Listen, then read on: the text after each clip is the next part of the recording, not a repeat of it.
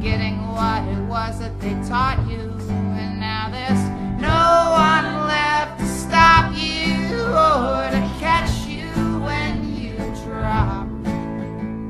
You're evil as the demons that haunt you, forgetting what it was that they taught you. And now there's no one left to stop you or to catch you when you drop. You're evil as the demons that haunt you, forgetting what it was that they taught you. And now there's no one left to stop you or to catch you when you're bloodshot, your eyes drop and the skins are wearing thin. There's no one here to tell you about the depth of the water or the trouble that you're in. You're dancing with your demons, baby. You forgot your former life, and it was hard swimming once, and now you're daily diving in.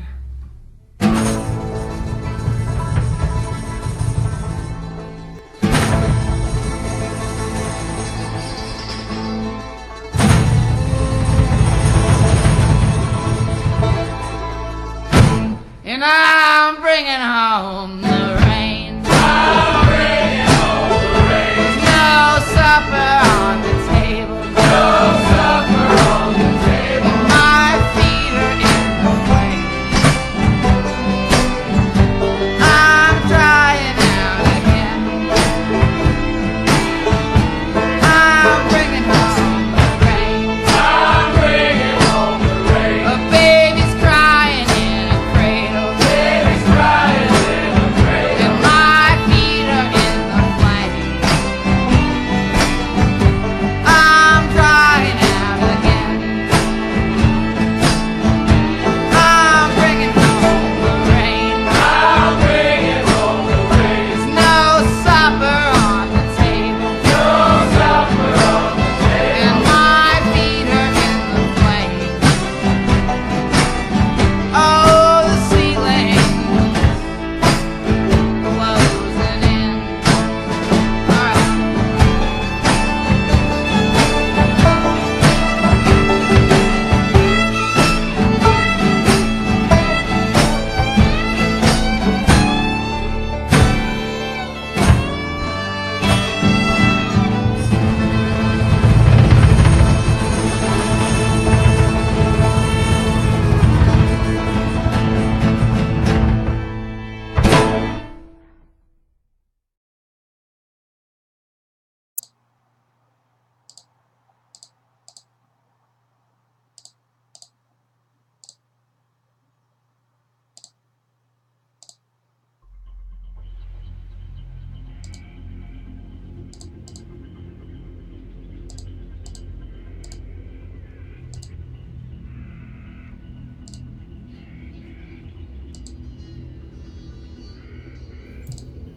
Alright, I'm here, if anyone else is here.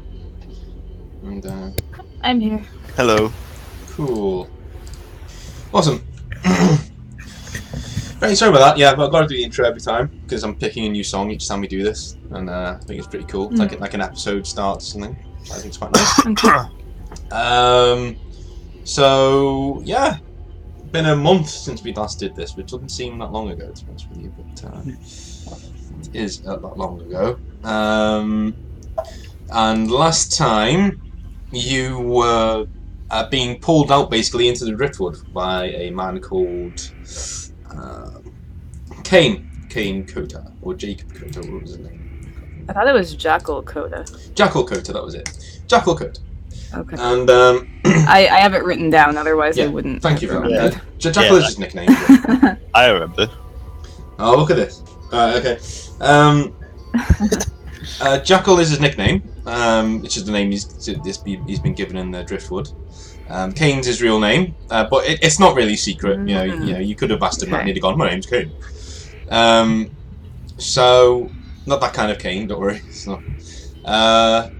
So yeah, you guys were basically pulled out of jail by him because you did a deal in this shady town that went kind of wrong, and now you're being poured out into the Driftwood to do a job with him, because he needs enterprising people who aren't going to be missed, and he thinks you two will do the job just fine. So we ended up last session, you were free and just leaving the town of where you were, and now you are on the Freedom Trail. Now the Freedom Trail is a long road that runs down, not the length of the Driftwood, because that's impossible, because the Driftwood's just vast, but a good chunk of it. And it bobbles off every now and again, and you can tell the road itself is actually swimming with like magical energy.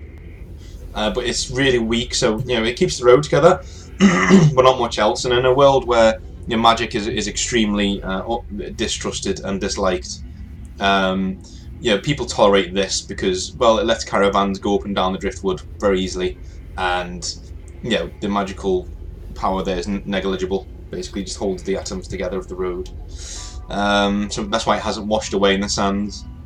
So you're trundling along, and you're in a black armoured SUV, like a big black armoured SUV, with tinted windows, the whole 9 yards. It's battered, and it is not very comfortable to sit in sometimes, but you're just trundling along in this SUV with a car in front and a car behind, and the cars are basically BMW M5s, that kind of car, the meaty cars, all in black, and you're all battered to hell, and you're traipsing down as we start the session, as we start the episode, down through the Freedom's Trail, down towards the Skeleton Cities, which you can just see in the distance. Seamus, you're just having a little bit of an investigate, as you do.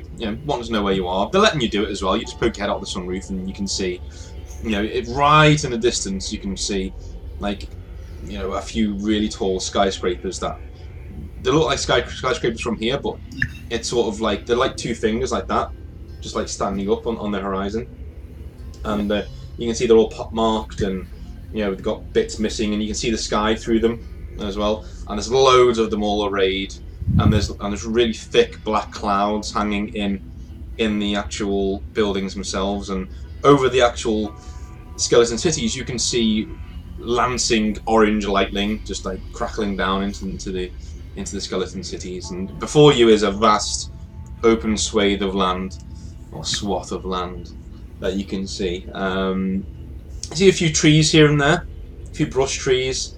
You can even see a few towns dotted around the place. That's how empty this is. All ruined towns, and you can see on the left-hand side there is a raised bit of earth which the Iron Road is on, and that is actually the train track that runs through most of the Driftwood. Like the back of the hand here has veins on it. That's what the Driftwood is like back of the hand, and the veins are the bits of the Iron Road that go from place to place, taking supplies from place to place. You're just coming into an area that's bandit country, basically. You're leaving the law behind, because the Commonwealth have been gradually eating up little bits of the Driftwood, from the north down south. And you were there, and you're just leaving it behind now. This is how the Driftwood used to be, basically. Good old Driftwood you're entering now. So you've been travelling for about a day or two, I'd say. So, and you're both in the same car, both in the same SUV. Right. So pretty inviting from the looks of things then. Oh yeah. We settled on a payment, didn't we, last time? You get paid quite a lot of money to do that. Yeah. Oh. Yeah, was it 8,000? Something like that. Yeah, that's the figure that jumps into my head. Yeah. I thought I wrote that down, but I did not. But that sounds right. Yeah. Okay. We'll say 8,000 for now, and then we'll amend it next session. Not a big deal. We're going to get paid now anyway. But. Yes. Okay, so I'm probably gonna take in the site, contemplate whether it was really worth 8,000, and then just poke my head back inside and try. So I don't think I'd been uncharacteristically untalkative moved. I think. Mm-hmm. Yeah, just contemplating what we're actually going to get into here. Okay.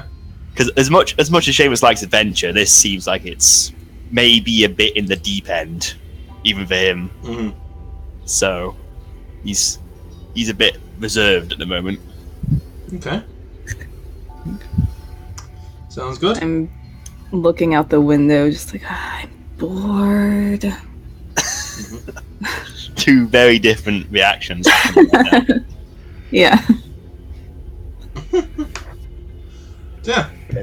But yeah, how is the mood of everyone else? Like, can I gauge the mood of the other sort of members of our party in the car? Like, are they confident? Are they unconfident? Yeah, you can basically. Kane is in the front, and he's sitting with his feet on the dash, and he's got this handheld computer device in front of him. Quite big. It's not small. And he's just swiping left and right, and you can see different maps from there and different radar trajectories of the ground up the near, and you can see Bajo, Bajo, and that through your experience that is a former it is a Blackcoat base where they hang out. So he's getting his radar from there, and is just swiping left and right and doing his thing. And everyone else, the mood seems grim, but there's a few jokes flying left and right. But the Blackcoats are generally quite what's the word?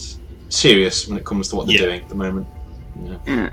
And just to be a little more clear, I'm not bored because, like, I look at this intimidating landscape and think, oh, that's so, I'm just bored because we've been in a car for forever. And it's so boring. There are things outside. Okay. So I think after I've had a gauge of the situation, I'll probably sort of I'm in the back, right? Yeah. Like a Jackal side in front of me, so I might just sort of poke my head between the seats and just be like, "So we got an ETA when we're getting to where we need to go."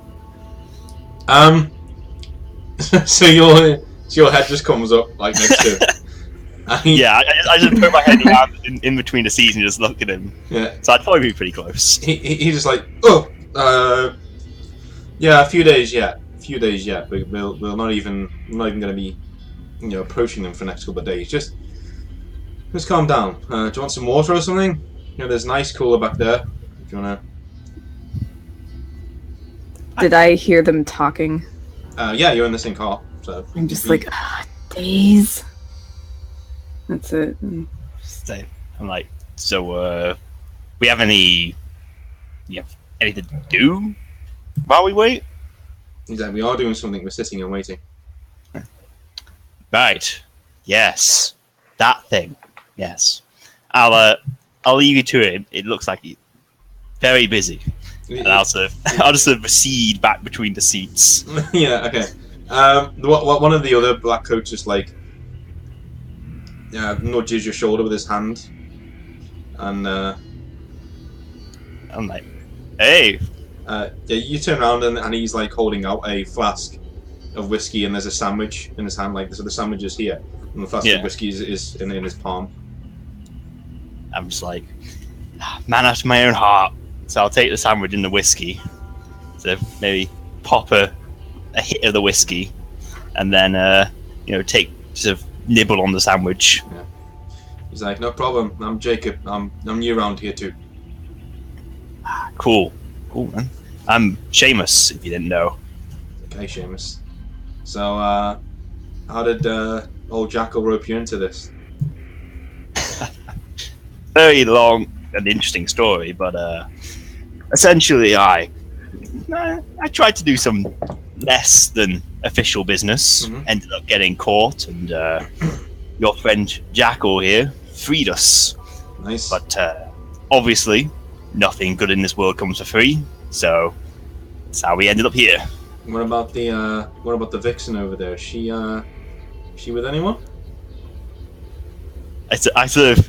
I look at her and go, I think I'll let her answer that question rather than me. Oh no, he's keeping his voice low. I'm also keeping my voice low. Okay. Like, I think I'll let her answer that question. I feel like I'm anything still I say just will be. disinterestedly staring out the window, like, ugh. Yeah. I'm like, but I said, word of warning. Right? I said, bleeding even closer. It was like, if you're really thinking about it, I'd watch your step, right? She does know how to handle a gun. He's like all the best ones do, huh? Like nudges him, like. Oh, God. And I'll nudge him back and crack him a smile. And I said, well, best of luck to you, my good man. Yeah. He's like, yeah, I've only joined up myself. Like, we're not really meant to take on new members anymore. Not since the Commonwealth outlawed us, but yeah, we're outside in the Driftwood. We try and keep people safe. And law only goes so far. You know what I mean? Yeah, an admirable goal for sure. Yeah. I'm not sure if it's one you could achieve, but admirable. Okay. So yeah, he's happy to just sit there and make small talk with you for a while. Yeah. After a while, you can hear like the SUVs like shaking a little bit. It's almost like you got turbulence on a plane. It's like and you like are feeling it through the floor. It doesn't feel like you're going over rough ground. It's actually shaking from side to side, not up and down. Yeah. And you can hear the wind outside picking up. And you hear the driver just like who's called Murdoch just turn right and to Kane to Kota and to say, you know, I think there's a storm picking up. And Jackal's like, yeah, just carry on going. We'll try and push through. He's like, you're the boss, and he like just puts his foot down, and the whole convoy like speeds up. So you can do anything that you want. Do you want to? Well, I think I'd probably just try and ignore the problem, and I probably perk up a little bit, like, something's happening, and just kind of look around. All right, cool. There is a window at the back of the van. The SUV, because there is a difference. So you can look at the back of the SUV, and there's like a window in each door, and there's the sunroof above you as well. Mm-hmm. It's tinted window, obviously, but the sunroof is not. Yeah. Well, I've been looking out the window. Did I notice anything while I was looking? No, it's tinted, so like it's dark outside as well. It's not really it's not a two-way. The technology isn't in this world for a two-way window. It's generally quite dark. But above you can see. If you look above and into through the sunroof, you can see there's clouds above there, and there's like purple lightning. It's like crackling downwards, but like really far away. So basically, you know, when you look up, you're not looking directly up at the lightning, but when you look all the way back, and you can just about see the lightning on the horizon. Wow, like, hey, Seamus, look, do you see that? I'll maneuver into whatever like contorted position she had to reach to see that, and be like, "Yeah, that's purple lightning, all right." And, I've never seen purple lightning. Magic, kind of pretty, right? We have what is it? What's the guy's name? What was the guy's name you were talking to? Jacob. Jacob. Yeah. Jacob said, "Did you just say purple lightning?" Yes. He just goes, "Ah, shit," and he just like sits down and like hunkers down. Wait, what? And he pulls What his does that hood mean? and he just tightens his hood. Do we have seatbelts in this thing? Yeah. I assume I didn't buckle it up because I just like the thing. His is now firmly on. Yeah. I'm just gonna sort of, like reach around for it and just buckle up. Okay. Are you just being cool, either? Being like, well, you know. Yeah. Hello. Oh God. We're having one of those days again. Sorry, folks. Give me a sec. Sometimes the War 20 gets a bit annoying.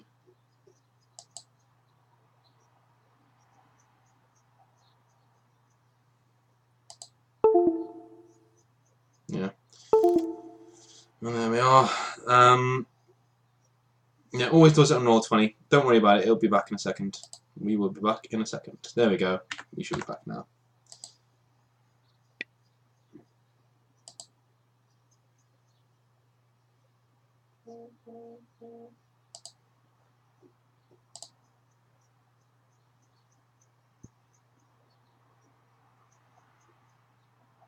Sorry about that. Yeah, back again. Can you hear me?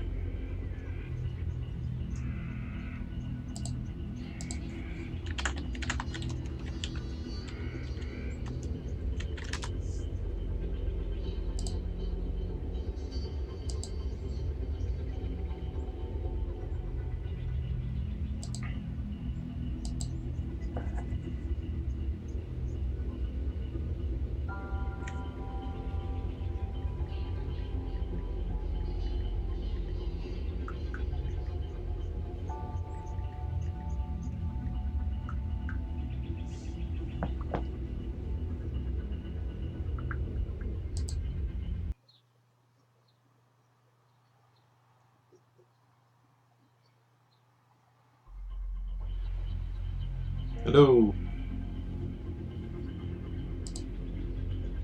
Hello, can you hear me now?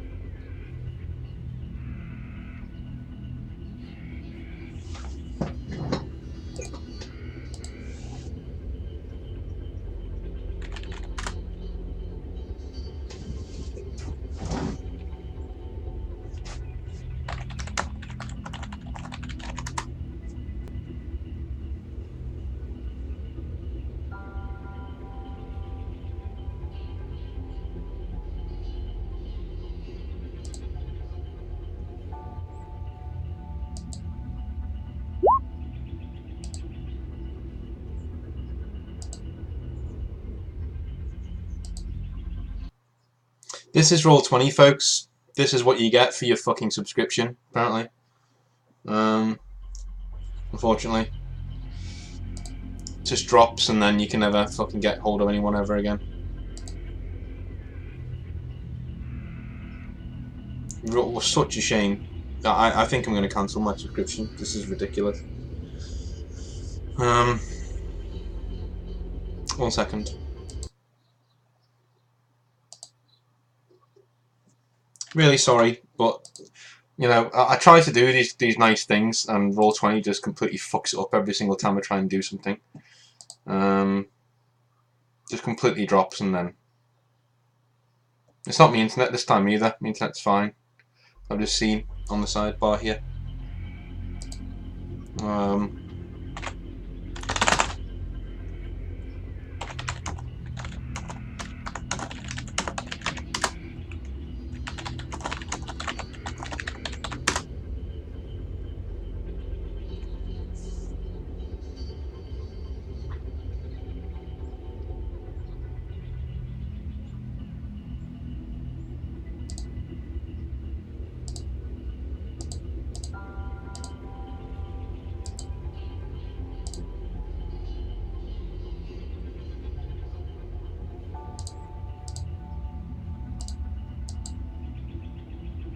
Can you hear me now? Nope.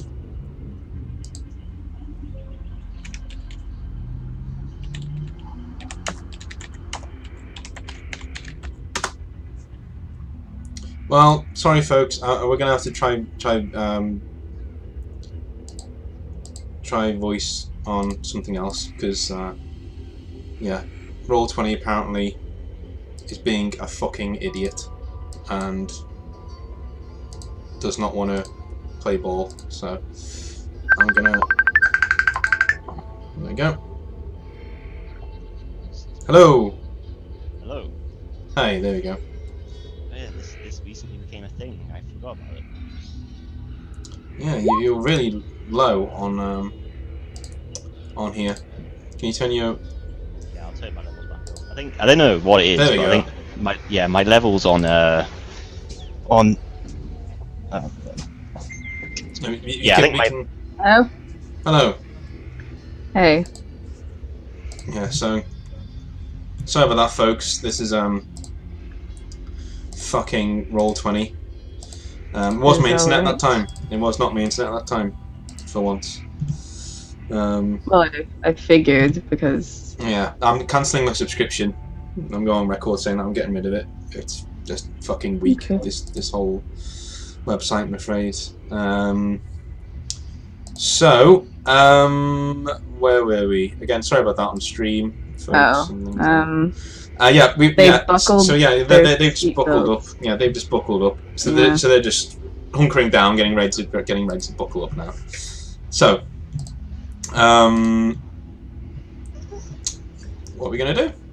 Basically.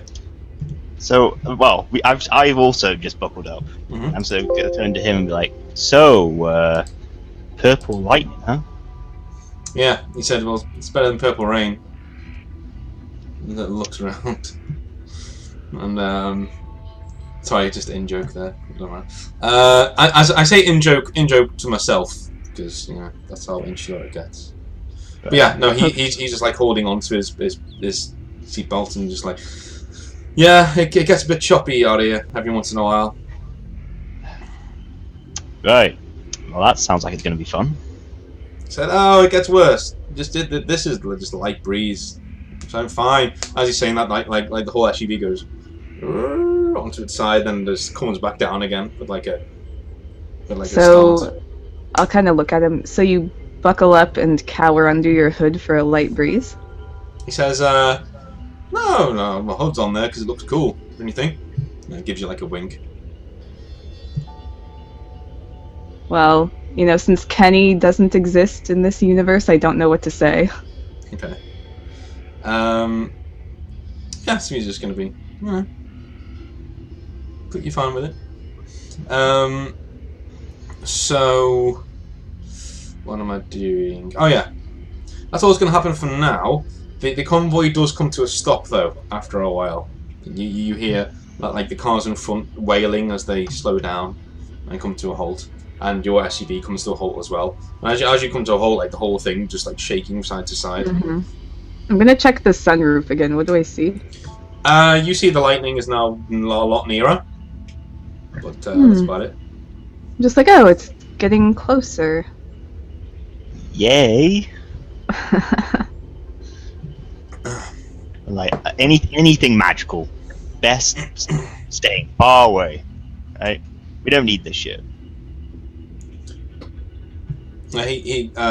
Kota's like, well, Skeleton City's as full of said magic, Mr. O'Hare, so I'd say we should get used to it. Yay! Yeah. I'll sort of just sit. I'll just sort of stay buckled in. I'm still looking out the sunroof. So what's special about the purple lightning? Someone goes, I was, oh, magical energy. Yeah, bad magic, we call it. Right. Cool. Yeah, so, when are we going to be setting off again? As soon as things calm down, one of the drivers in front just saw something he wanted to stop us for. So, like, he winds down the windows, the driver from the front car comes back to talk to him. And you can just see him, like, leaning out, like, as he opens it, you can hear, like, the howling wind outside. It's almost deafening. And he comes back in, he winds back up and goes, alright, and winds back up and says, alright, we're going to go outside for a second. You guys are staying here if you want, but, yeah, you can come up, or you can come outside. It's up to you. And he goes out. Yeah, I want to come outside. I'm like, I've been in this car for hours. I'm like, inside is good. Inside is. Okay. I'll stay here. Cool. Call me if you, as Lila leaves. I'll be like, call me if you need me. Yeah, Yeah. like Jacob turns to you, Seamus, and goes, I don't know about you, but I'm enjoying the view from here. Because Lila's like getting out and like bending over to get out the door, and he's like just following her out basically. I laugh. I probably don't notice because I'm like freedom, and Yeah. I'm holding on to my hat so it doesn't go missing because it's very important. Okay.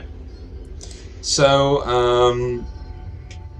you get outside and you are buffeted by the wind. It's all around you. It's whipping all the way around you, and you're holding your coat down, and you're just feeling the reassuring weight of your revolvers there, and you're just like, oh, and you're huddled down. You coming towards, and you can see where there are like Blackcoats there with like rifles, armed rifles, not aiming at anything. They're just looking around at the moment.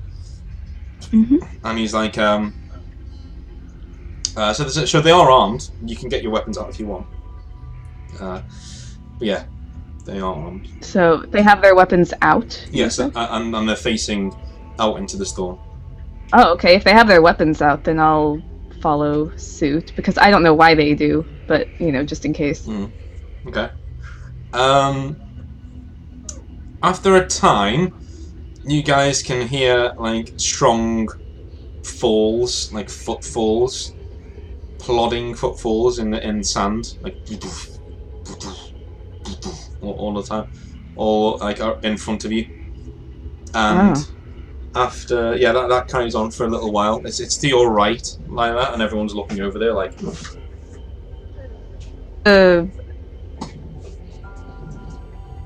Okay. Does everyone?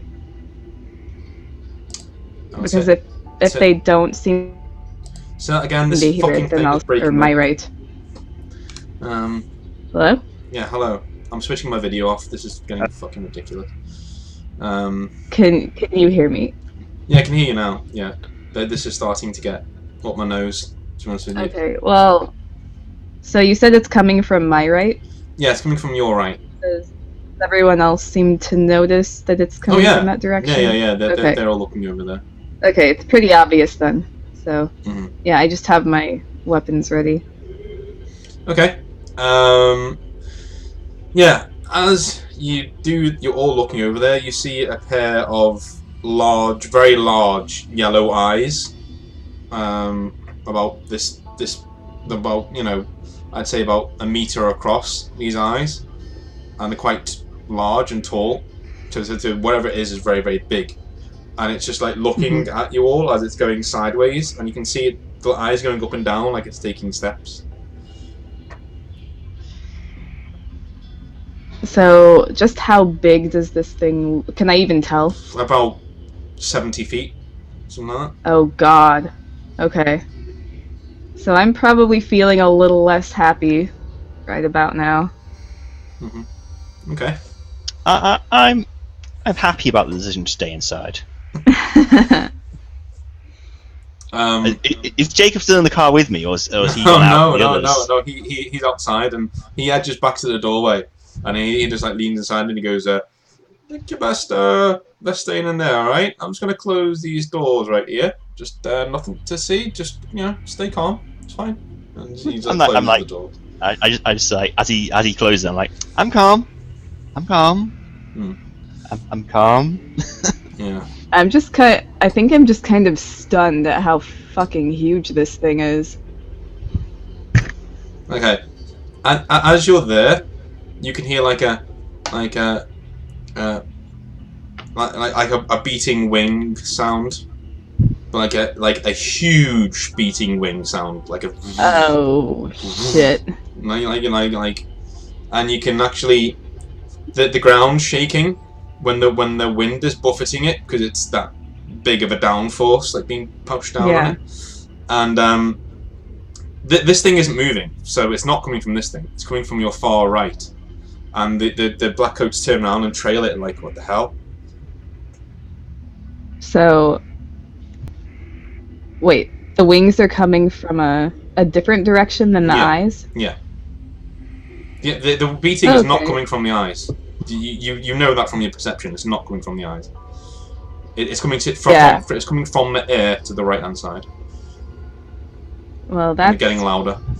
I'm gonna say that Lila, she's read about the exploits of Jackson Steele. She's read, all sorts of, media, and I'd say she has a pretty good idea about what dragons are. So I don't know. I'll look over. Do I see anything when I look toward the wings? You see. Do a perception roll for me. Okay.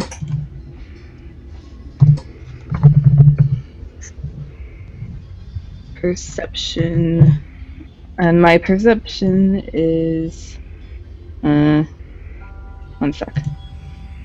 Okay, my perception's 5, so that fails. Okay, roll another one because it wasn't that bad. No mind. So the first thing you see and what's bursting out of the storm is raking gunfire going towards it.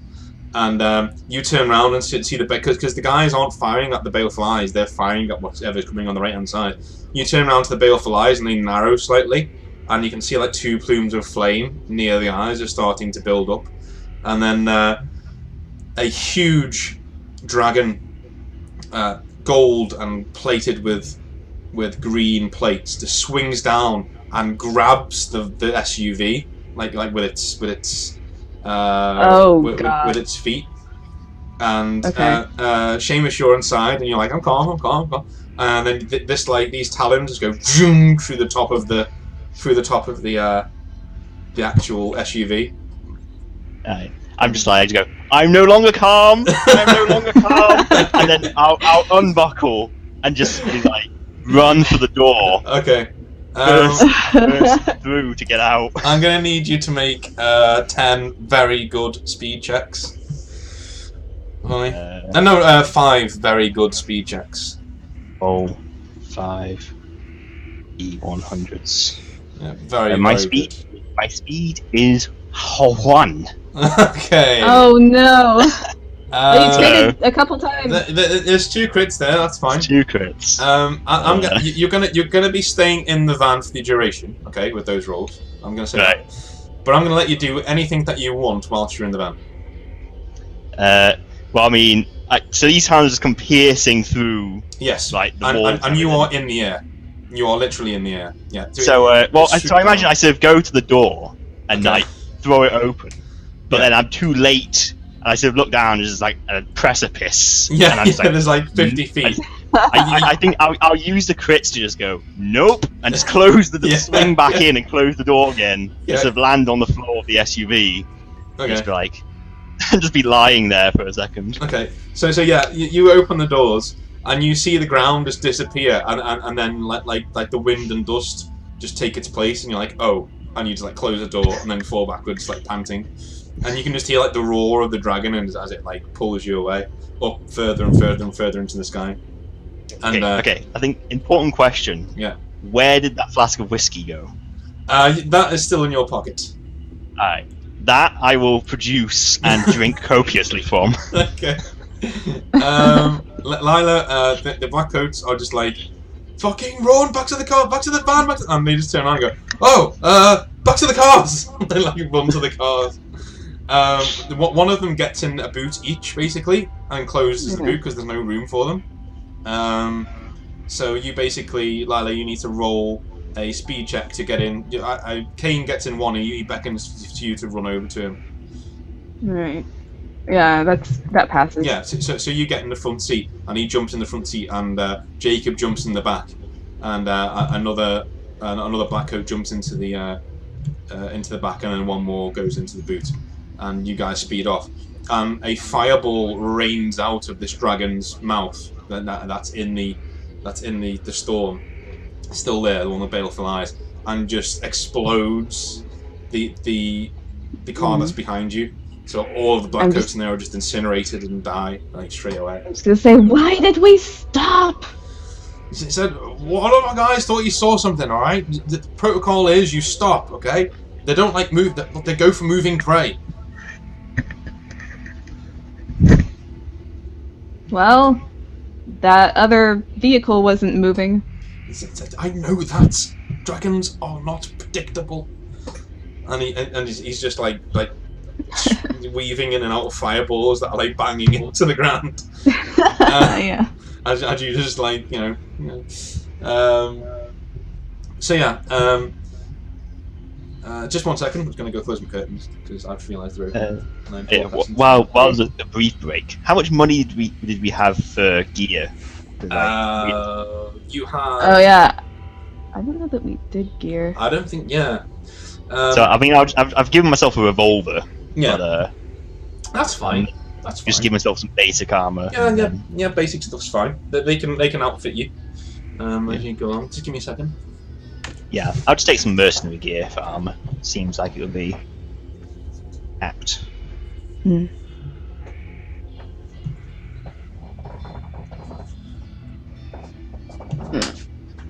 Feel very Jimmy-like right now. having basically just a revolver as a weapon. Yeah, maybe an older. Sorry about that. Yeah, back now. More grizzled Jimmy. Yeah. To be fair, I think I went through that entire campaign armed with just a revolver. So Yeah.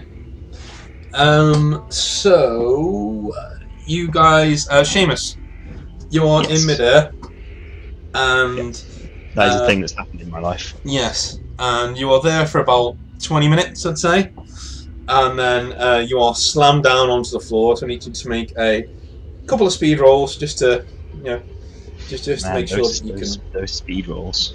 I know. How many do you want me to make? Is horrible. How many do you want me to make? Just two, please.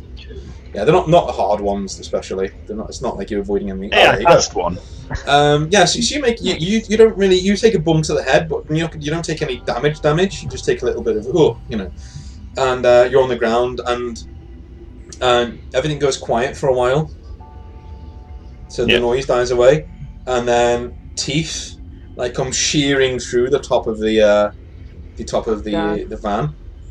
So what do you want to do? The noise is definitely. Alright. So, do these things go all the way down to the floor of the van? Sorry, that's it's not one is thing. But yeah, is it cleaving off just the top half of the car, or is it just the whole thing's being crushed? Oh no! It's just the top part of the roof. It's just taking the roof off, basically. Right. So I'm gonna lie as flat as humanly possible. Okay. So the roof just gets shorn away, and you're seeing broad daylight now. You're above the storm. When you're away from the storm, it's blue sky. It's beautiful, lovely blue sky, and you're just remarking to yourself how gorgeous it looks. And then a dragon's face just appears in the actual view and completely blots it out. I just sort of go, "Hey there, dragon. How's it hanging?" It sort of squints at you and just looks down to see if there's actually someone in there, and then it just you can see its tongue comes out and it's about to lick all the bottom of the thing to see if you can taste any meat down there. I mean, I would like to avoid being licked if at all possible. Okay. Would you like to make for the door? If avoiding being licked brings me closer to the door, I wouldn't complain. Okay. What's your highest stat at the moment? My highest stat is probably my ranged combat, which is 6. Apart from combat stat, and what passive stat? My intelligence, perception, and charisma all 5. Okay. Why don't you roll a intelligence roll? Okay. Hey. Okay. Intelligently, you notice that the best time to jump is when it's rearing its back to throw its tongue down. So as it's doing that, it's rearing backwards. You roll to the side and clip open the door and then roll out onto the floor, and it starts licking inside and hasn't seen you. I feel like that's a good thing. So I'll try and sort of take some stock of my surroundings and figure out where exactly everything large key is. You're in looks like a dragon's roost. There are body parts everywhere. Right. There are bits of mangled vehicle everywhere. There's a part of a train somewhere. There are horses everywhere that have been chewed up and roasted to eat later. There are a few dragonlings hopping around. But apart from that, there's nothing much. The dragonlings don't look like much. They don't look like they can actually hurt you. They're more like just going around, and the dragon's still got its head inside of this car, this van, just wailing around. Alright, so is there a particularly sort of large wreck nearby? Yes, there is looks like a carriage of a train. Right. So I'd like to sort of move as quietly as possible, sort of towards and into the carriage. Okay, I'm going to let you do that. You just slink into the carriage. Want to get down low and maybe between some seats? Just sort of hunker down and hide. Okay. So as you do that, you can hear the beating of wings again, and the dragon in front of you is not moving. And the wings stop, and then a full car that is just absolutely blistered and sort of melted just slams down into the floor in front of you, and a few body parts like start raining down as well, with like black armored clothing on them and stuff. And yeah, so, and the other dragon finally lands on top of it and like starts like distributing limbs to its children. Do I recognize any of the limbs? No, you don't recognize any of them as Lila. No. Right. Okay. So I'm just gonna sort of, maybe just poke my head up slightly every now and again to keep an eye on things, but mostly be hunkering down. All right. Make an intelligence roll for me. Oh, nice. So you look behind you, and you can see train carriages have a door on either side. You can see the door on the other side leads to the side of the mountain that you're on, and it looks like you could actually. It's not steep enough that you'll fall. You could actually like slide down there, at least quite low down. So I'll sort of take one last look at the dragons and see if they're preoccupied with motherly love, and then sort of make for the door. Okay. And try and get down the mountain. Alright, so you just like make a strength roll to open the door for me. I think my strength is 4. Okay. Yes. I need you to make a let's call it luck. Roll a d20. Let's call it luck.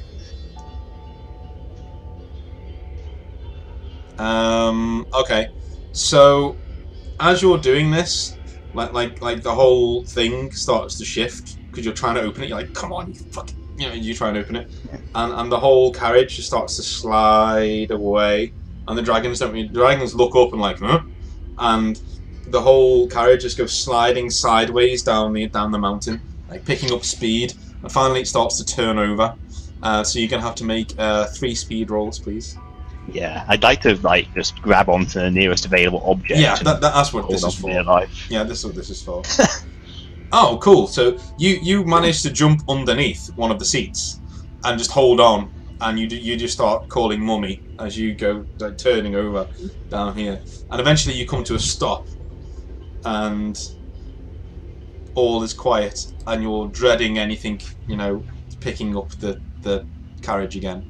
And you're dreading the beating of wings, but the dragons don't follow you, and you fall. And as you look back up, because you can see where you are, you just pull your face up from where you are, and looking up the mountain, and you've fallen a long way.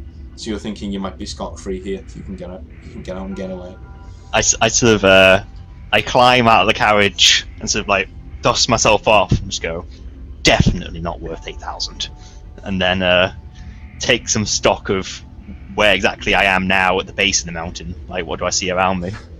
You see a vast open wilderness, and the skeleton cities are a lot closer. You think they're a couple of days' walk, which for that's not too bad considering you were a couple of days' drive away a little while ago. Yeah. So. Okay, but just desolation. There's nothing. No. You can see like there are crumpled bits of road and highway all around the place. There is there's a few trolleys dotted around. There's a few cars that have been turned over. You can see the Iron Road. The Iron Road is like you can see it like a long grey line to the east of where you're standing. But yeah, nothing else, not really. Right. Are the trains in this world, like, excuse my ignorance, are they manned or are they just? Yes, they're steam trains. Right. So I'll sort of make my way towards the Iron Road. Cool. Okay, we'll leave you there for a minute. Yeah. So Lila, things have calmed down, and the dragons are no longer chasing you. They've flown overhead. So yeah, they've flown overhead and to the northeast of where you are. They've flown. Yeah. Alright. Are you upset at Seamus's apparent fate? Or are you... What? There's only one correct answer. Are you upset at Seamus's apparent fate? Because I don't think... Yeah, no, I think he's dead. Yeah. So... Yeah, I think that Lila, like, she'd just kind of be like, I probably should have stayed in the vehicle. maybe I could have helped him get out. You know, like she's, you know, feeling like she probably, you know, in her boredom and impulsiveness, she just kind of hopped out. Like, yeah, let's do, you know. She's kind of rethinking that a little bit. Do you voice any of these thoughts, or do you keep them to yourself? I'm just kind of looking out the window, like just, you know, it's turned from a bored expression to kind of like a concerned expression. And if anyone asks, I'll mention that, but if not, then I'll just keep it to myself. No, Kota just like puts a hand on your shoulder, and when you look over to him, he says that he has a look of consolidation in his eyes. You know, not consolation, sorry. And it says, just another day in the Driftwood, kid. I'm sorry. Yeah, I probably should have stayed in there with him. I might have been able to help. He's like, if you stayed in there, you'd be dead too. Trust me, I've seen what some of those things can do. Even Jackson Steele couldn't take down one of those babies. Did you know Jackson? No, I knew a few people who did that. Apparently he's an asshole.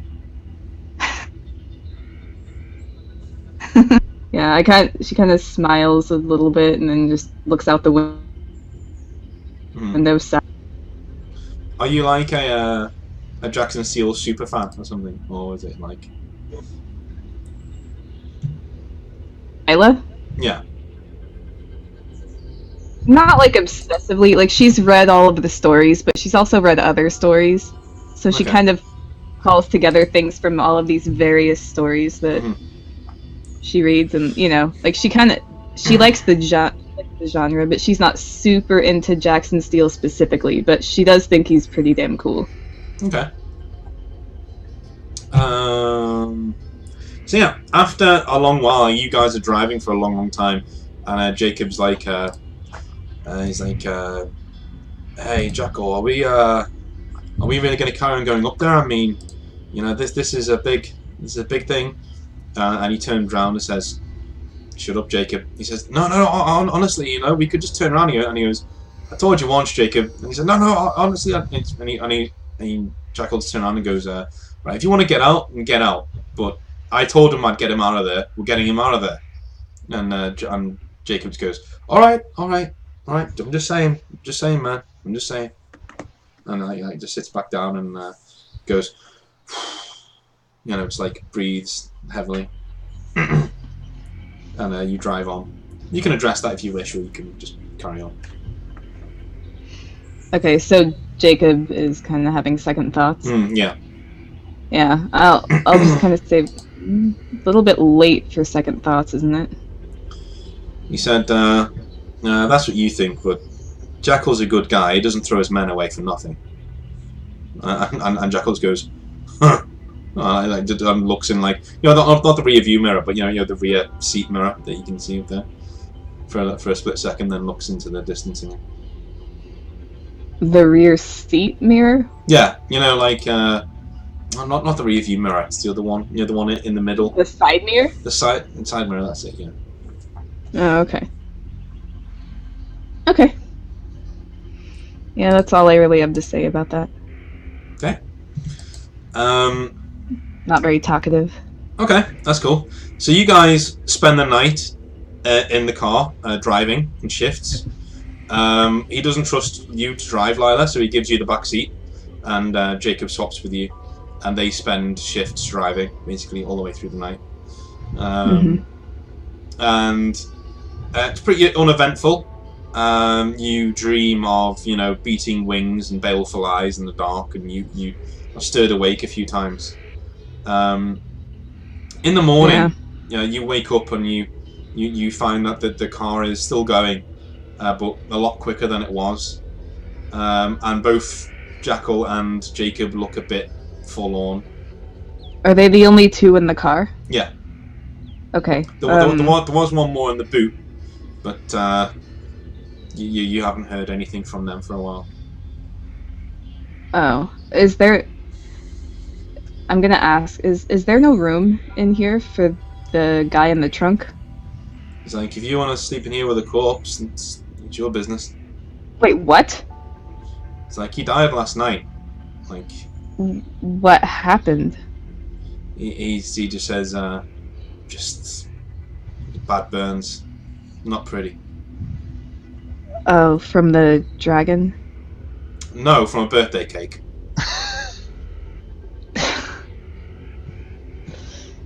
Yeah. I don't say anything else about that. Just like, okay, whatever. Again, that wasn't me. That was him. Yeah, I know. Yeah, so, yeah, he just drives on and he says, we'll bury him tomorrow. Didn't know if something else happened while I was asleep or whatever. But if you're gonna be a dick about it. You can see a convoy on the right, and it's gaining on you. It's like a huge lorry with several bikes around it, and they're like pulling over, to intercept you. And Jackal's like slowing down the car a little bit, but he doesn't look happy. Okay. He's just like, just what I need. I do not need this shit today. I'm just like, okay. Yeah, I guess we'll see what happens. okay.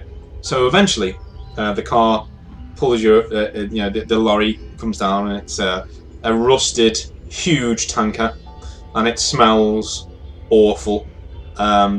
It smells of basically just rotting meat. And there's a few people just hanging off the side, and a few of the bikers are like all yahooing and whooping and stuff. And you guys, Jackal gets out and is like, "Alright, you guys can come with me or stay here. It's up to you." And he gets out and just like holds his hand up a little bit. And the leader of these guys jumps down from the roof of the driver compartment of this huge lorry. And lands. He's about 6'8", 6'9". And lands with this. He got this like scrap armor on, and he just walks over. Looks really dirty. And he goes, "Well, you best pay the toll passing through my territory." And like just looks at Jackal, and Jackal just like folds his arms, just like stoically, like, And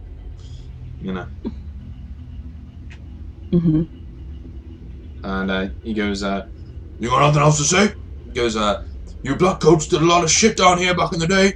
And Jackal just shakes his head and goes, "Wasn't me." Basically, he goes, "Who you got back there?" And then looks around and goes, "Ooh, got me a prime bit of meat." And he turns around and goes, "How much you want for her?" And he just like turns around and goes, he looks at you and looks back in and goes, shakes his head and goes, "Not for sale." You can do anything you want. You don't need to say much this if you want. No, I don't have much to say, but I'm glaring. He goes, "Well, we can't let you pass without one form of meat or another. You know what I mean?" And the guy behind him is like just folding his arms, and he's about like 4'11" or 4'10", and he goes, "Yeah, you tell him, Crowbar." And like just like fold his arms.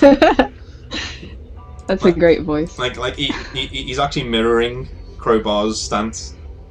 Yeah. And he's wearing exactly the same clothes. But he's like ridiculously scrawny, and he goes, "One kind of meat or another." And Jackal just goes,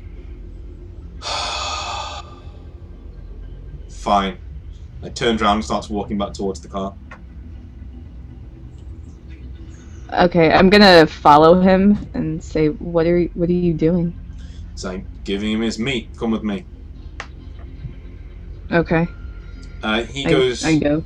He goes to the boot of the car, and just like opens the boot, and you can see like there is a Blackcoat in there, but nearly unrecognizable. Like it's really seared, and the smell is just fucking grim. Oh. And he's like, okay. "Help me get him out." All right, I'll help. No, so you get him out, and Jacob gets out the car, and just keeps his eye on everyone, just to make sure everything's going okay. He's got his hand on his sidearm, not that's going to make any difference. There's like 50 of these dudes, and you guys waddle over. Like one of you has the arms, one of you has the legs over to where Crowbar is. Goes, ooh, you didn't have to cook him for me too. And the other one goes, yeah, didn't have to cook him for it too. As you put him down there, and Jackal just goes, you got where you want. Are we free to go or not?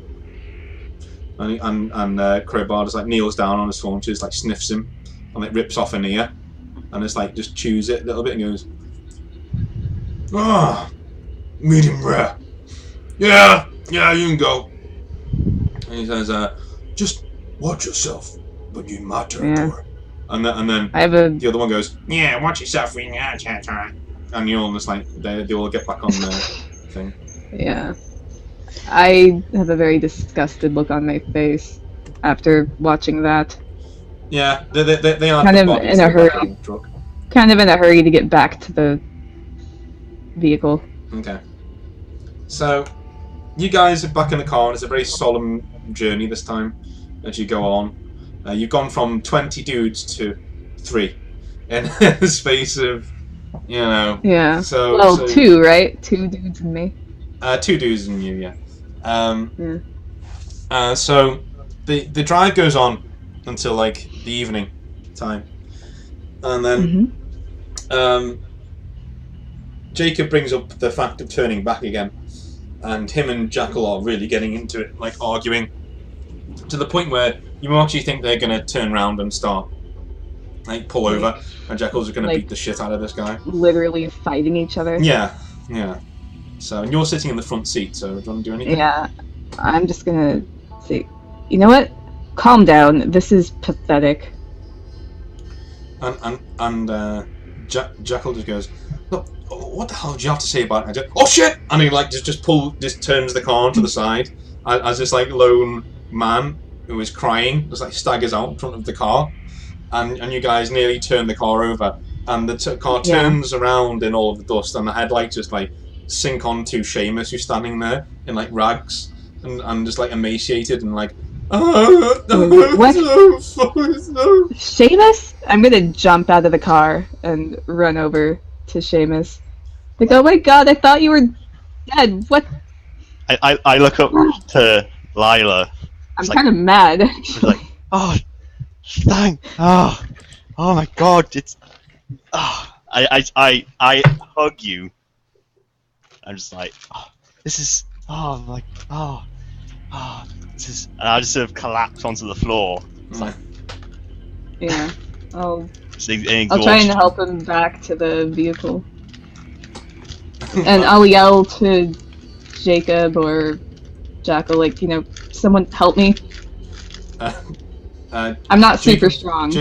Jacob walks over and goes, haha, well, you know, one gets eaten and one gets tenderized, I guess. And he looks over to you and goes, hey, you got my whiskey over here?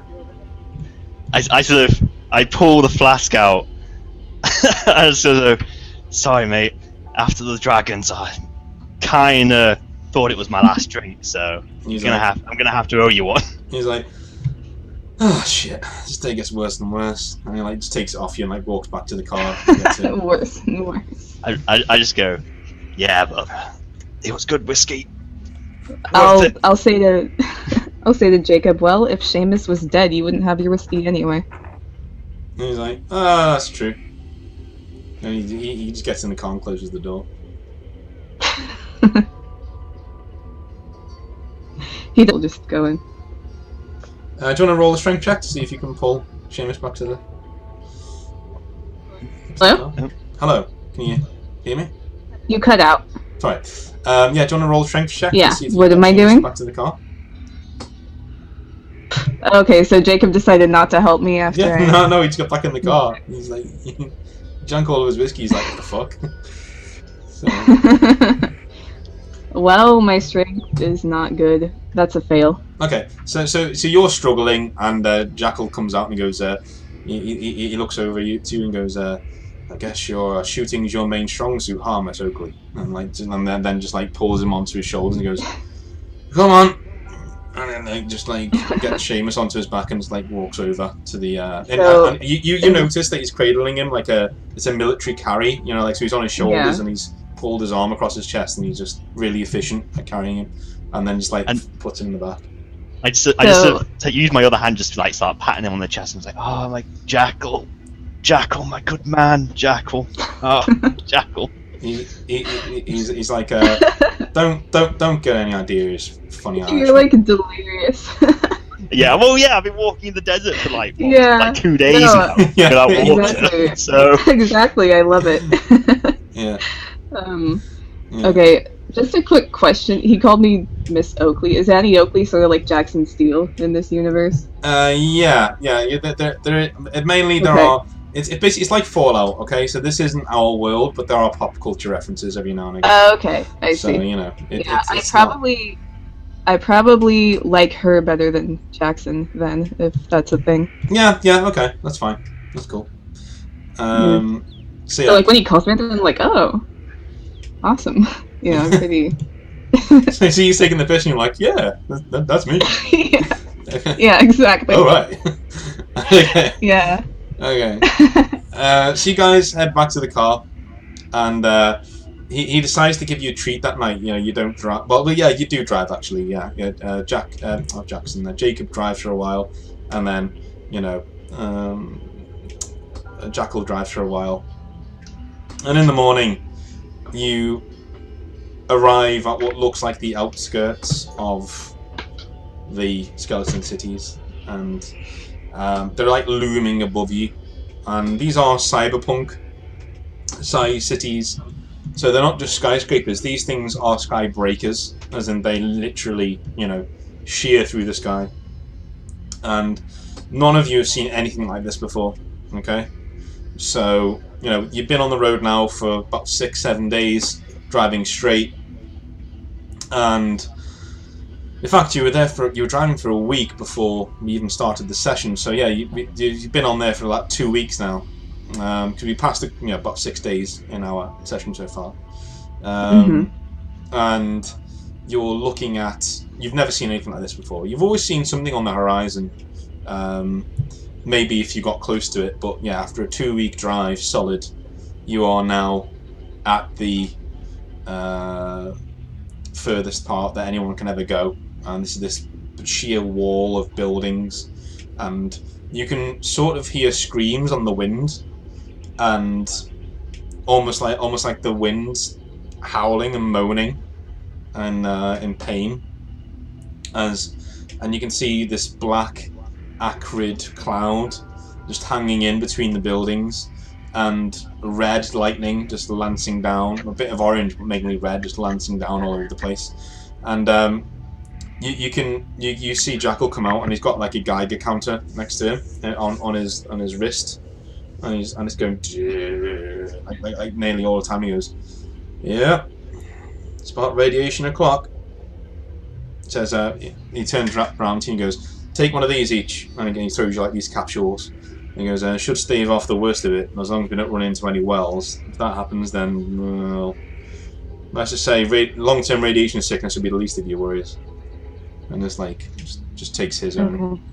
So Yeah. how long has it been since they picked me up again?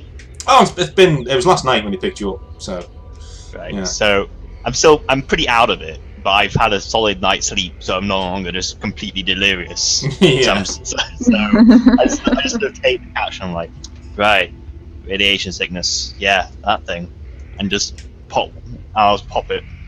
right. Mhm. He goes to the side of the car and goes underneath the side of the car and presses 2 buttons, and you hear like a bunch of whizzing noises, like whirring of gears, and a few clicks, and a tray slides out like just slides out, and there are weapons in there. Let me see what weapons are in there, and I look at this.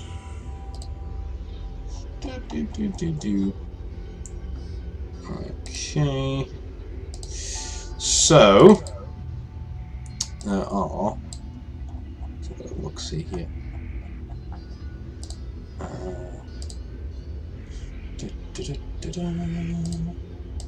Role playing Driftwood. Driftwood the second. There they are. So there are. Okay. There are 3 combat repeater shotguns. If you have the rules up in front of you. I'll go from pistols to shotguns and go through the list. So there are 4 heavy revolvers and 3 hand cannons. There are 4 combat repeater shotguns and 2 dust town stoppers shotguns. There is a siege machine gun and a Gatling gun in there, all folded away. There is a Deadeye sniper and a hammer shot sniper in there. There is 1 smart missile launcher. Okay, and there is a side part with void core rounds and explosive rounds in there. And there's a few toxic rounds too, in case you come across any things. And on the other side, it does the same on the other side. And there is a 3 reinforced trench coats, 4 trauma kits, 3 antidotes, and there is 2 stimulant packs, 1 immunity pack, and 2 vitality packs. And there is also, in terms of melee weapons, there are silver spikes, striker nail tape, and driftwood knuckle dusters in there too. Seamus just died and went to heaven. he sort of looks at this and just like.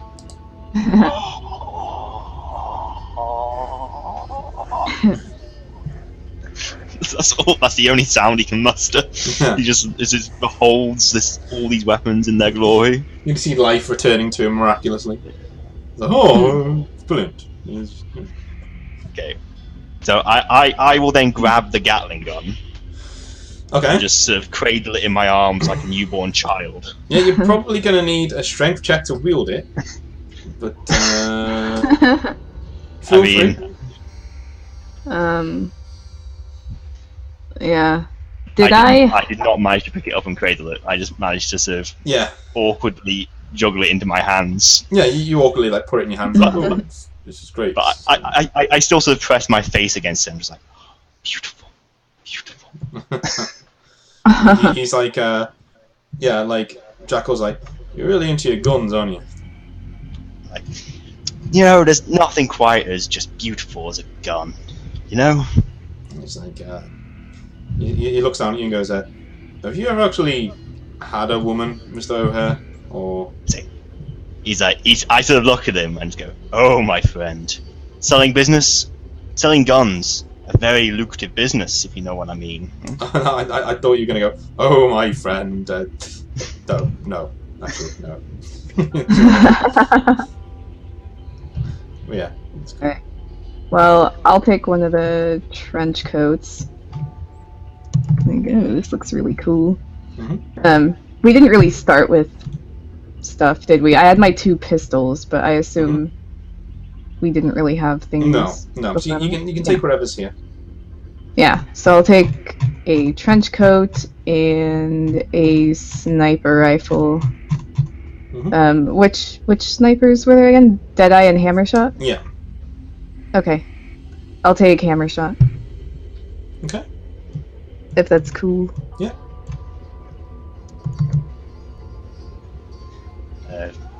I imagine I should probably also take a trench coat. Nah, I'll just keep what I've got. No? Okay. But I say I'll take the Gatling gun, but then I sort of realise I can't carry this massive thing around with me. So I'm just like, I just sort of put it down with reverence. And what else was there in there? It was right, okay. Siege machine gun. Yeah, there was a siege machine gun.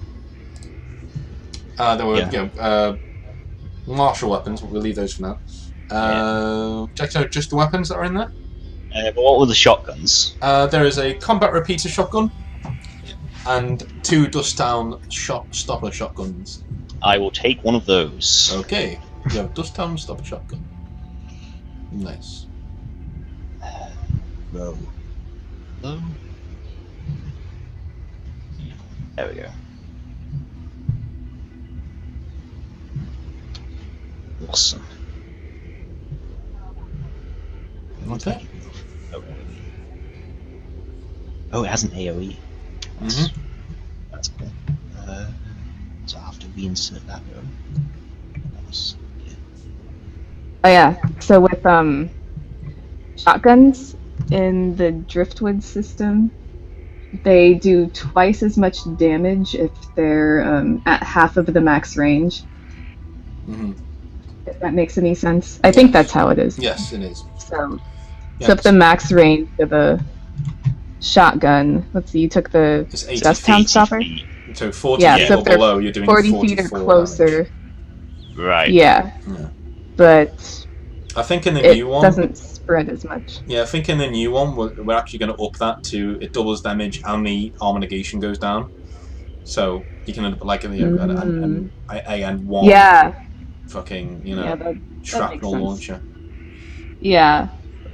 Like, I actually did the weapons in Driftwood, and I wanted it to, like, reward you for getting up close with a shotgun, because Yeah, a lot of times it doesn't. Below the fool's way. yeah. Mm-hmm. Now this was all Sam. Like Sam did all of these. And most of the Well, you special named a rules. lot of them. I named a lot of them, but you did all of the rules and did all the special rules and stuff. Yeah. So, do you guys want to take some of the first aid stuff? Absolutely. Okay. So you can take I'll take whatever I can. you can take no a one trauma else. kit each because they're in a little pouch box that is like velcroed Okay. onto. And the reinforced trench coats you had were actually black and have the Blackcoat symbol on them. Yeah, Okay, which is why I probably left it where it was. Yeah. So, because as much as I'm with these guys, if I feel like someone who hates them rocks up, I can just be like, not with those guys. Yeah. I mean, I know they have a reputation with some people. Yeah, so. I mean, they're illegal in the civilized, the taken back lands in the Driftwood up north. They're illegal, but the actual authorities that are there on the frontier work with them. So even though the Commonwealth have outlawed them as barbarians, and we don't need those anymore because we're going to civilize the Driftwood, they're still their generals on the frontiers. Still know that these guys are basically heroes to people in the Driftwood, so that, we should get on their side and give them, not support them, but just tolerate them being around. But officially, I just think that trench coat looks really cool. Yeah, trench coat too looks So- pretty cool. Just putting it on. It's just black, right? Yeah, anyone who's worn NCR Desert Ranger armor knows how fucking cool trench coats are. So They are pretty cool. yeah, Okay, well, I wouldn't know about that. no, But- you should, but you don't. It's fine. That's okay. Yeah, Yeah, I so, can do it. so take a few medkits each and antidotes for poisons. Okay, a few. How many is a few? And there are 2 Like medkits and 3? 2 antidotes. Oh, 2 and 2? Okay. Mhm. Sounds good. Yeah, so I guess that we'll take one each. Mm-hmm. Oh, there are 2 total. Okay, I thought you meant take 2 each. Okay. Mm-hmm. Right. So I will have. So there are 2 total and we take 1 each, Mhm. right? Just to... Okay. Okay. And there were also some weren't there some augmentation packs or whatever? No, there were no augmentation packs in there. Oh, I thought you said there was a No. vitality pack. I said there was. Let me have a little look. Yes, sorry. It doesn't matter. No. I thought you meant. Yes, you are correct. No, I thought you meant something else. Like something that you need to get a surgery for. So yeah, a stimulant pack. They're basically injectors. So there's a stimulant pack, an immunity pack, and a vitality pack. So. Okay, I'll take those if no one else does. Mhm. Like, I'm not gonna let them go to waste, is what I'm saying. Mm-hmm. Yeah, and then what ammo was there in there? There was void core rounds, and where am I? Void core rounds, explosive rounds, and toxic rounds. I will take as many as I can humanly carry. There are 5 of each. 5 clips of each, basically. I will take those. Okay, so you just like stuff them in your pockets and Yes. things like that. And there are a few grenades in there as well. You see a void core bomb and a void core grenade, and there's some dynamite in there too. Alright. And yeah, Jackal comes over and goes, "We won't be needing those really, unless we're planning on blocking off a few pathways. But take them if you want."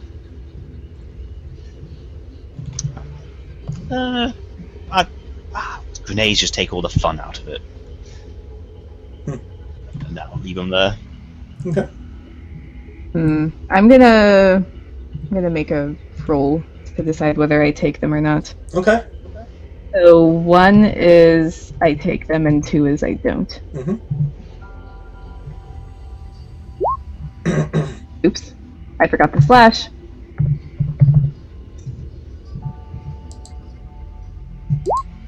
Alright, I don't take them.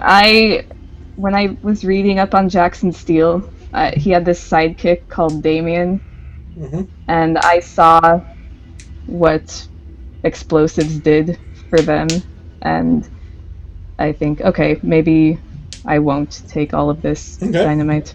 That's fine. So, when you're all booted up and reloaded, he says, "I think we should leave the car here. We don't want to attract undue noise, alright?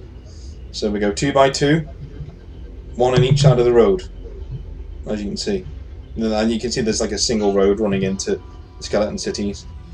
And he's like, you 2, take the left, we'll take the right."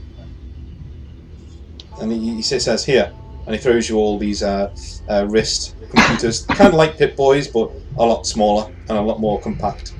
So basically like an iPhone screen on but very, very, very robust. And he says, that should ping my location should we ever get separated, but and you can talk in there as well. Just put this in your ear, and he gives you like an earbud. He says that'll pick up your voice wherever you are. So if you need to get into contact with me, dial 22 on there, 22, and that'll be me. 1111 is Jacob here. 33 is Seamus, and 44 Lila. Okay. Alright. Got it. Right. Yeah, that thing. Okay. So he like leads Jacob onto the other side of the road, and they just start walking into the skeleton cities. So we're now in the skeleton cities, which is fine. And so you guys walk into, as I said, the skeleton cities, and almost as soon as you do, you are engulfed by the buildings. It seems there's like looming over you, and you can hear the really visceral howling in the distance. And there are lots of like every single falling piece of debris or like speck of dust blowing in the wind, like it just alerts you to something else.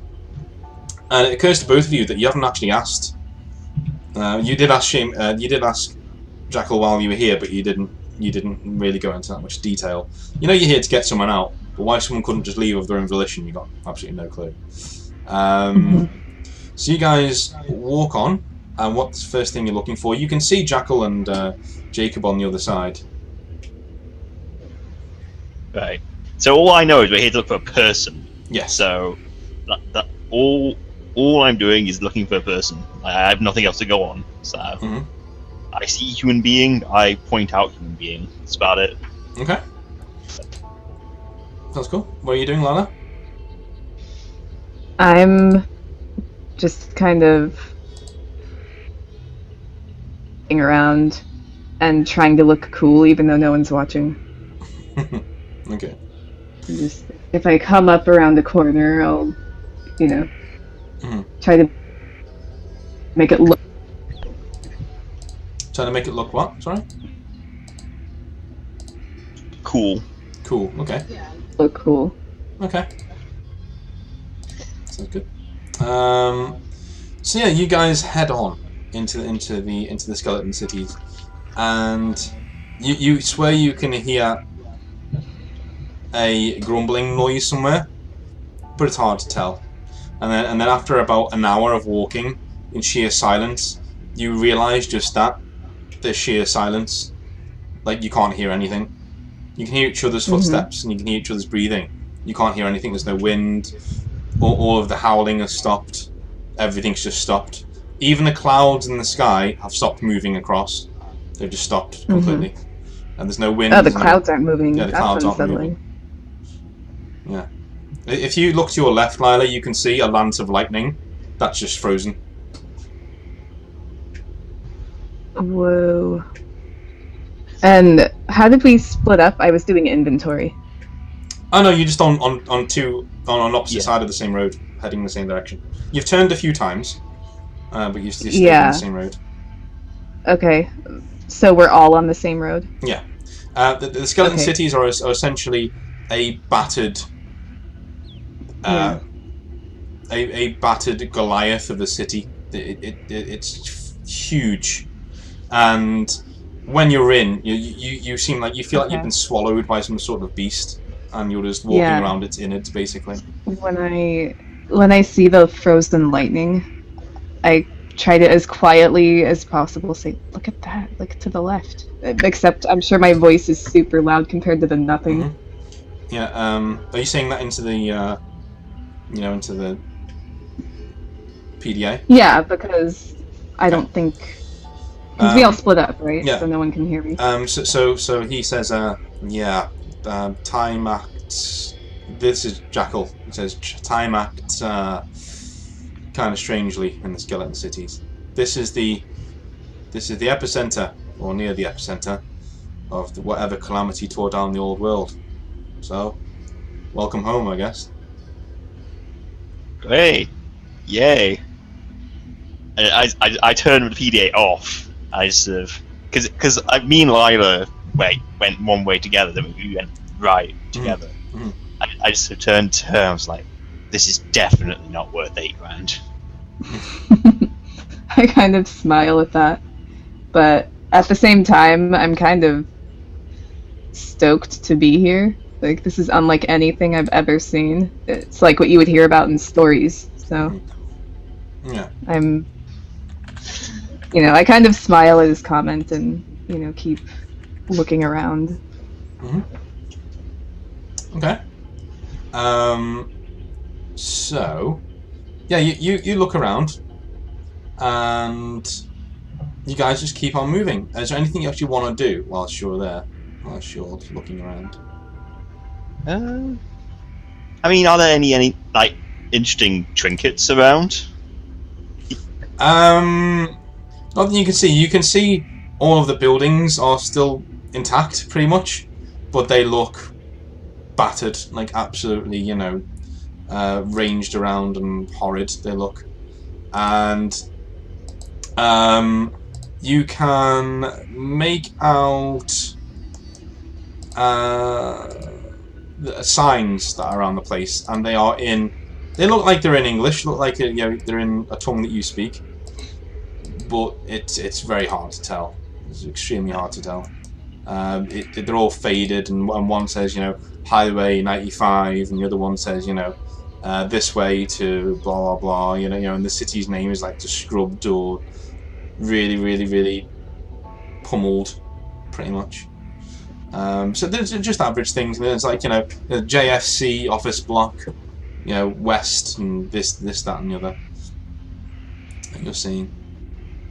Okay, well, I'm because in typical tourist fashion, I'm looking for something to take. Okay. And just like this is the bauble I got from the skeleton cities, because Seamus at this point, like he's one for adventure, but this seems like a bit over his head. But even still, this will be a story he'll tell literally everyone when he gets back. So he wants to take something and then be like, I got this from the skeleton cities. So you're just looking out for something to tilt. You find a small sign that says just like "Welcome to the Capital" on it that you can have. I see it. I'm just like, yes, and then sort of walk up and sort of like just rip it out of the ground and just like stow it in my coat. Okay. And if Lila sort of looks in my direction, I'll just sort of look at her and go, no one will believe me if I don't take something. Ow, sorry, I just bonked into my microphone. Okay. I'll just be like, that's fair enough. I hadn't thought of that. And then I'll just keep walking at that point, and Okay. slightly better mood. Cool. So yes, you're going on, which is fine. So night is coming on. You hear that night is just approaching. It's coming on now, and things are no more. You're no more closer to where you are. Basically, the way you need to be going. You've heard, the man himself, has said a few times, hey, we're heading in this direction, we need to turn down this direction, so he knows exactly where he's going, it seems. But it's pretty sketchy where you are at the moment. It's not that nice. So, looking around, he is going to look for somewhere to actually park yourselves for the night. As he does that, you're walking around and you swear you can hear heavy breathing, Lila. You swear you can hear a heavy breathing around you. Okay, and that's after we park. Are we all together now? Yes. Or okay. You're walking in line. They're still on the other side of the road. Okay, well, I'll just say, Seamus, do you hear that? Sounds like breathing. Do I hear anything? Yes, you can also hear it. You can hear it now. You didn't hear it for a while. Yeah. But now it's been pointed out to you. You can actually hear it. Yeah. I'm like, yeah, I can hear that. I sort of look around me. Okay. I go to the earpiece. I go, Jacob, do you hear anything? He's like, no. I say like Jacob / Jackal. Yeah. He's like, no, I don't hear anything. Both of you do perception rolls for me. Okay. Oops.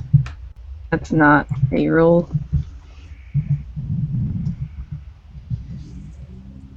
Okay, perception. I think that passes. Let me just double check. No, that barely fails. My perception's 5. Okay. You can see, basically, see what Seamus does, in fact, first.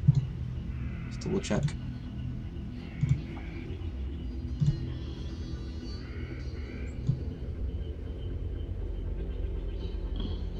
Or has he dropped from the chat? He has dropped from the chat. There we go, he's back here. Yeah, we can hear you now. Cut out something. Yeah, sorry about that. Yeah, we can hear you now. So that was. Do you want to roll a check? What am I rolling? A perception. What roll? Perception. Cool. Perception 5. Right. So you can see on the right hand side there's like a flick. Almost looks like a bony tail. But the very, very, very, very, very end of one. It flicks and it's gone. And there's a few bits of dust around. And that's on the side that Jackal and Jacob are on. I sort of go to the comms and I was like, Jackal, Jacob, did you see that? And they just go, they just stop and go, see what? And like something bursts from the ground around the building beside them, and just like sweeps outwards with like a ear-splitting roar, and it literally like takes Jacob in its mouth and just like bites him in half, and then it grabs the bottom half of him and like and then jumps into the air and flies off. And oh my god. Jackal just turns around to you and goes, "Run!" and as you turn to run towards, he goes, "Just fucking split up the other way!" And he runs in the opposite direction to where you guys are. Mm-hmm. So what do you guys want to do? I sort of look to Lion and say, split up, I guess? Yeah, I'll just pick a random direction away from the thing Okay. and start running. Yep. And I guess you're doing that as well, Seamus? Yep, and I will say, under my breath, definitely not worth 8,000, as I do so. Alright. So you guys are sprinting through the city, jumping over falling cars, and pushing away through buses, and finally, you guys, Seamus, you burst out into a what looks like an office complex, and Lila, you've doubled back after a while, and you come out into the same complex, and you guys are running all the way up the stairs or around the stairs and things like that.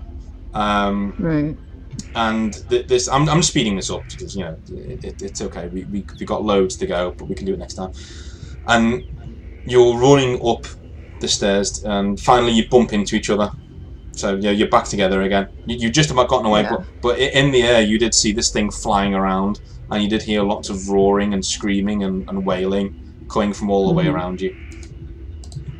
Yeah.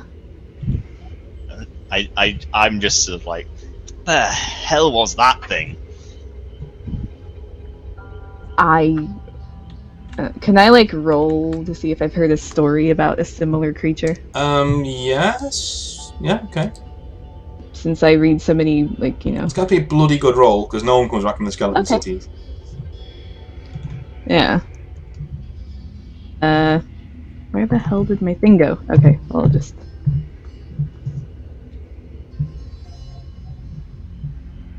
Yeah, Okay, I have no idea, Seamus. No. I've never even heard of anything like that before. Yeah, I just sort of I've given up on running now, so I'm just gonna is there any seating? Yeah, I mean, you've gone quite far up in the building just to get away in case it slams into the building. So there is there's office seating. You're in an office block, so you can see old computers lying around, and you can see on one side of the room the sun's just going down, and it looks red. It's bleeding through all of the windows that aren't there anymore. And as you go across there, Seamus, you get a message on your PDA saying look for the red flare from channel 11. I just sort of I can't even get it, bloody sit down. I just a little out of breath, and I'll sort of go to the window and sort of see if because does did you say the PDA has a location device on it? Yeah, or? Yeah, it does, but you must be out of range of it from now, if he's sending you that message. Okay. So I'm gonna just poke my head, sort of just look out the window and see if I can see anything. Okay. You can see once a red flare just go up, maybe a mile or two away, and you look down to your PDA again, and as Lila pulls up a chair and sits on it, the wrong way round, so you fold your arms on the back of it. Yeah, she does that, and it's just breathing heavily, and you look down to PDA, and it's from channel 11 again. It says don't move at night, full stop, and that's where we'll end the session this time around. Right. So, Skeleton Cities, ladies and gentlemen, they're not a fun place. Yeah, why can't anything be cute and cuddly and not try and kill us? Well, you never know. You never know. People wouldn't be afraid to go there, I guess. It's true. They wouldn't need us. Everyone would be here if that was the case. Yeah, that's it. Yeah, there's no leveling in this game. It's a straight story from start to finish, and then after that we can carry on the stories of Seamus and Lila if you want, or we can add more people to it. But we wanted to do more quick fire sessions for Driftwood, so we can, it's not a huge thing. We can just jump in, jump out, sort of thing. But hopefully you're getting a bit more attached to your characters. You've already been through a lot in these 2 sessions. Mm-hmm. So, and it's a cool story. It's actually developing as we're going, which I really like. It's really awesome. Yeah. So, yeah. Thanks for playing, guys. You're really good again. So thank you very, very, very much. So, yeah. Thanks. And we shall be back probably next week.